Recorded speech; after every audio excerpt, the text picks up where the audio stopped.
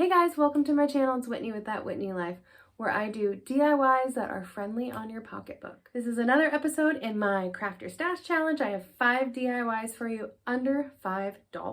So if you want to join the crafting party, make sure you hit that subscribe button and let's jump into the video.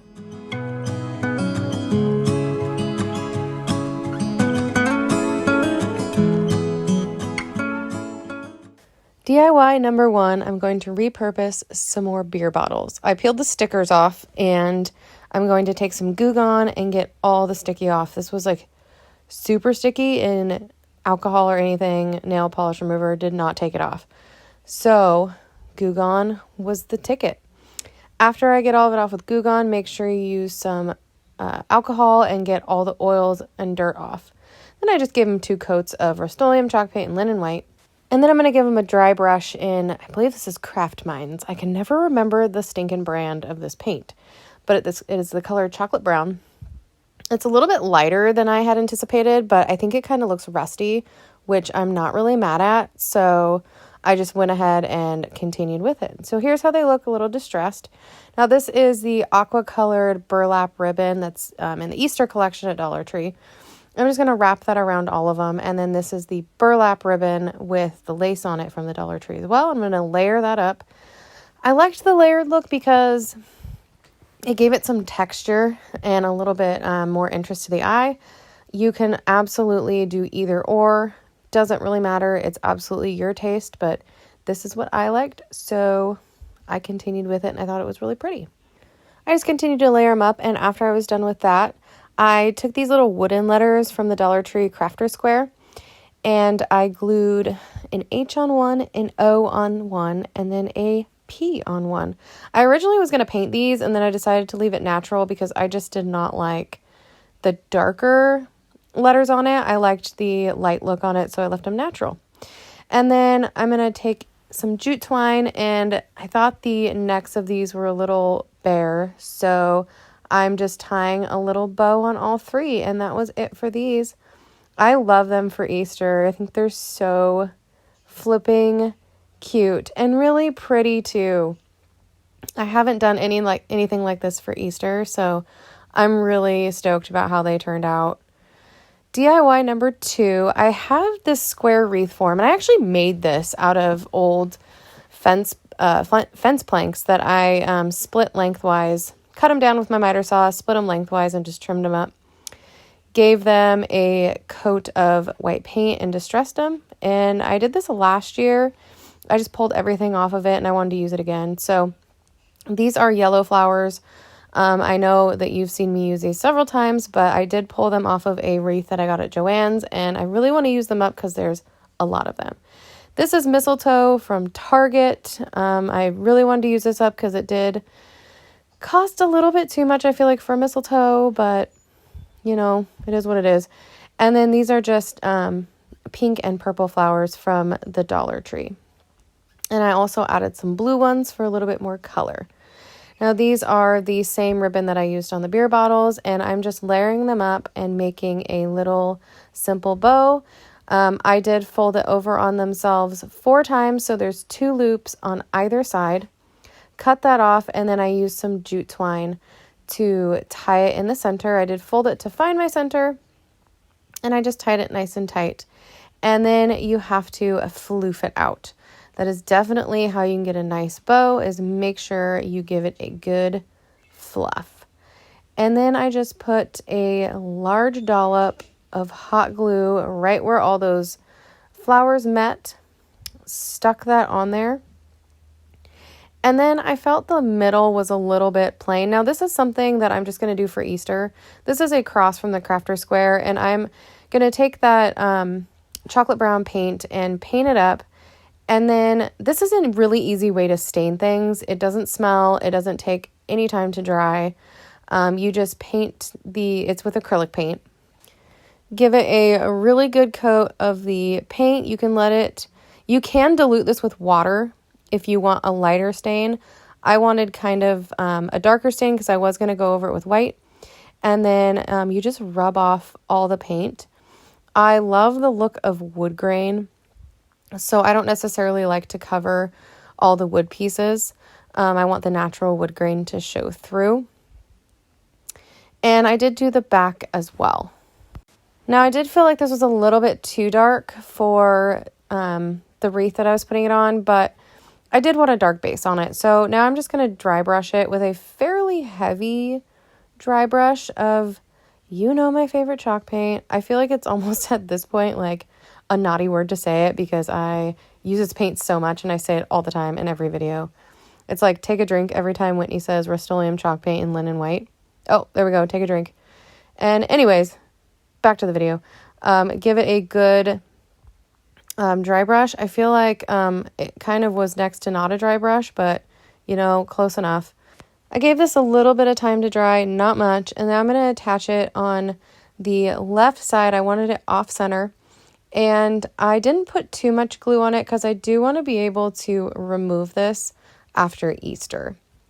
It was just kind of a temporary Easter decoration, and here's how it turns out. I think it's really pretty, and I think I'm going to put this on my front door for Easter, but I actually really love how this turned out, and I love that I can just take the cross off and leave it out for spring. I think it's it's nice to do things that are versatile so you don't have to continuously make stuff over and over again. DIY number 3, this is a bucket from the Dollar Tree, and I'm going to give it 2 coats of white chalk paint. And now I'm going to take a Sharpie and draw some lines on it. I originally was going to try to tape it off, and then I realized it just wasn't going to work because of the shape of the bucket.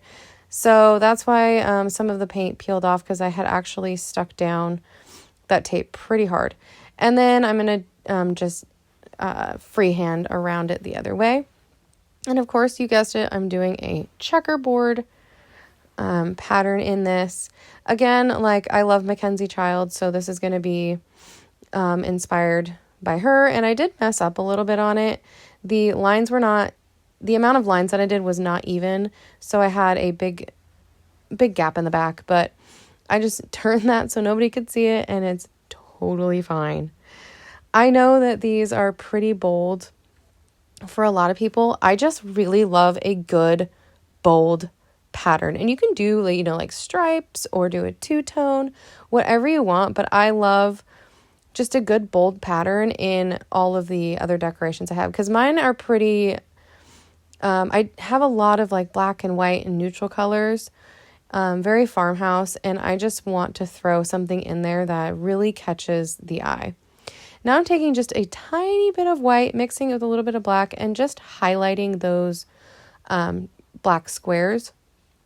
Again, this is definitely something that Mackenzie Child stuff has in it, and I really just love how it looks. I love how it makes it look handmade, and it's not perfect, and I think it gives it so much character. And now I'm using full cart acrylic paint, and this is the gold metallic, and I'm going to outline everything in the gold paint. I finally got gold paint. I don't have to say gold Sharpie 9,000 times. I have the gold paint, and this is really nice gold paint. I love full cart chalk paint, or full cart paint in general, not just chalk paint, but their acrylic paint is really good too. It's really opaque.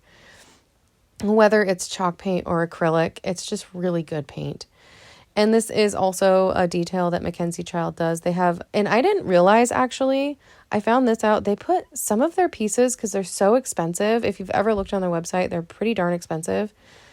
They actually have real gold in some of their pieces. So that's crazy. It definitely explains why they're so dang expensive. But I get a lot of inspiration from their website because they're just so funky and fun, and I really love them. I love taking inspiration from their website.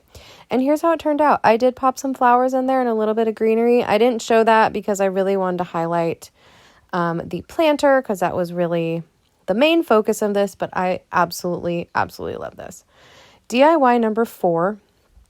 I'm using Dollar Tree books. I did redo these in a different video, and I liked how it looked, but I just felt that it was too plain. It kind of blended in with all the other white I have going on in my house, so I decided to paint them. I gave them all a coat of white chalk paint, And this is really just as a base. One of them I am going to keep white, but the other two I am going to paint a different color. So this is purely for just a base. And then after I have all those painted and they have dried, I'm going to give them their other coat of paint. So obviously I just said one is going to stay white. One I'm going to do in this light blue color. And this is Glacier from Folk Art, and it's a chalk paint. This is a really pretty chalk paint. It's kind of a, you know, Glacier is a good name. It's pretty icy blue, but it also has some gray tones to it. So I really like this color. And then you've seen me use this color a million times as well. This is Craft Smart chalk paint in Midnight Blue. And since I did that base, I really only needed one coat on each thing. I kind of wish I did 2 coats with the darker color, but you know, it is what it is. And I'm only painting where you're going to be able to see because I'm actually going to glue these together. So you won't even be able to see the bottom parts of it. So, like I said, I'm going to take some glue, and I didn't use that much glue. It really didn't take that much. I'm just gluing them together where I want. And then I took this buffalo check ribbon I got off of Amazon, did a little loop around there and tied it, wrapped some twine around it and tied that off. And then I found a little tiny piece of transfer tape for my Cricut, and I was so stoked about it. So I actually used my Cricut and cut out Home Sweet Home on this. I had to reuse that same piece of transfer tape. So by the last home, you know, the last word I did, it just was not sticking, and I had to do it very carefully. I actually had to place the H on myself, and the O got kind of sideways. But, you know, I was so excited to find that piece of transfer tape. I went with it anyways.